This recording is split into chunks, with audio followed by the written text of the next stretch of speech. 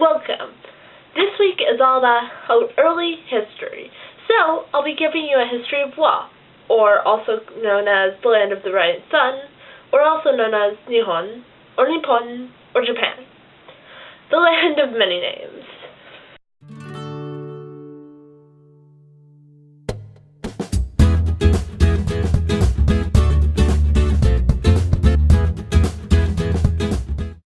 Okay, so I'll be splitting up the history of early Japanese history into three sections. It's Ancient Japan, Classical Japan, and Feudal Japan. Let's start off with Ancient Japan. And the first period I'm going to talk about is the Jomon period. This was a period of semi-sedentary hunter and gatherer lifestyle, which means they would move around somewhat and hunt and gather for all the food that they needed. There was a little bit of agriculture at this point, but not that much. Japan was originally, back then, called Wa. The next period is the Yayoi period, in which Japan started to get a slightly more centralized government. They became more dependent on agriculture instead of just as hunter-gatherer lifestyle. The final period was the Kofun period. This was the start of Japan having strong military states running its government. Also at this time, Japan started to send people over to China and became close with the three kingdoms of Korea. The next stage we go to is Classical Japan. The first period in this part is the Asuka period, where her central government has taken over most of Japan except for some of the northernmost parts and Hokkaido. One of the important things that they did at this point was they saved one of the tribes in southern Korea from their northern enemies. Also, Prince Shotoku, who started to expand Chinese culture and Confucianism into Japan.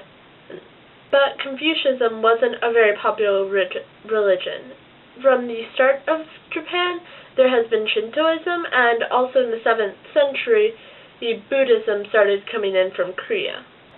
During the Naru period, the capital was moved from Asuka to Naru. The government also decided that they would split up all the land in the rural area, was giving about an acre to 1/10 of an acre to all men. They decided this would happen every 5 years when the census was taken. At this point, all the powers of the centralized government came together into an absolute monarch. A lot of tension between the imperial family and the Buddhist priests. So, the imperial family moved the capital to Nagorno-Kyoto. Then from there they moved again to the city of Kyoto. During this next period, the Heian period, the Fujiwara clan became closely intertwined with the imperial family. But when the Yoritomo clan defeated them, they lost all their power in the court.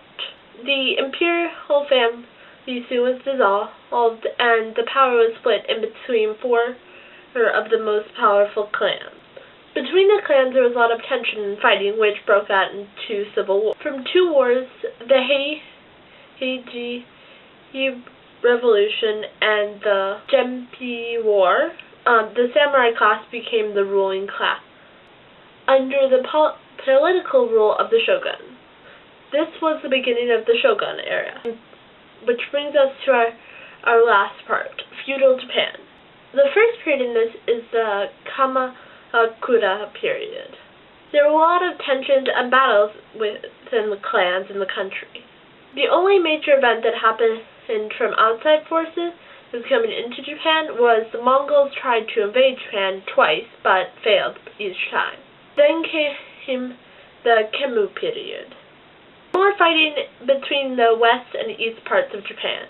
Eventually solved it by having Ashikaga Yoshimitsu from the Ashikaga shogunate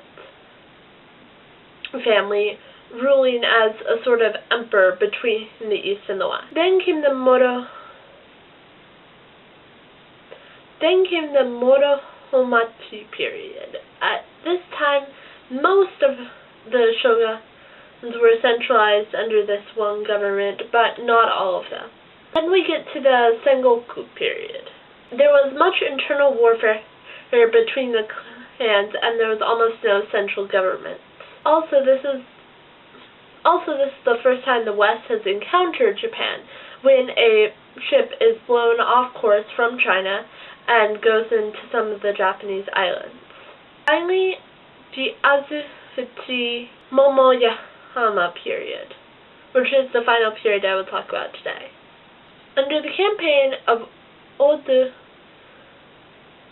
Nobunaga, Japan was soon to be once again unified. He was eventually killed, but one of his generals, Toyotomi Hideyoshi, eventually completely unified Japan and started to go into Korea and China to conquer them. But he fails, and one of the other commanders takes charge and rules Japan. I hope you all enjoyed your little history lesson and learned something new about Japan. The two words we have today are please, which is onegaishimasu, and thank you, which is arigato. So, dane, which means goodbye in Japanese.